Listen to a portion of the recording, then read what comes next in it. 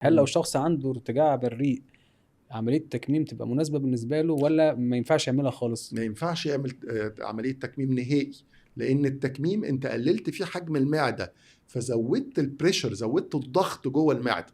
فتصور لو أنت حجم معدتك مثلا لتر، وفي الوقت ده أو في الحالة دي أنت العضلة اللي ما بين المعدة والمريء مش شغالة كويس وعندك ارتجاع في المريء. طب لما أخلي حجم المعدة 100 ملي، يعني قللت حجم معدتك بشكل كبير، الضغط فالضغط زاد جوه المعدة زاد، فالارتجاع يزيد. فالارتجاع يزيد.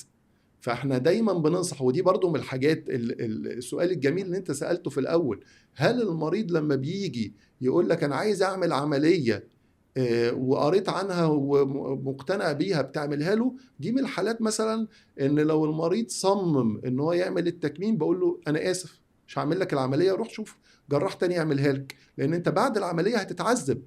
انت عندك ارتجاع دلوقتي في المريء وبتاخد ادوية لارتجاع المريء، طب بعد التكميم مش هتعرف تاكل. فهتيجي تقول لي يعني انت كده هتبقى عملت عمليه غلط تماما، ما كانش المفروض تعملها.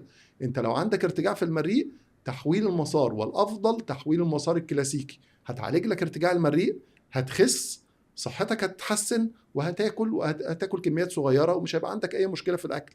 لو عملت تكميم وانت عندك ارتجاع مريء، هتتعذب وهتضطر تعمل تحويل مسار.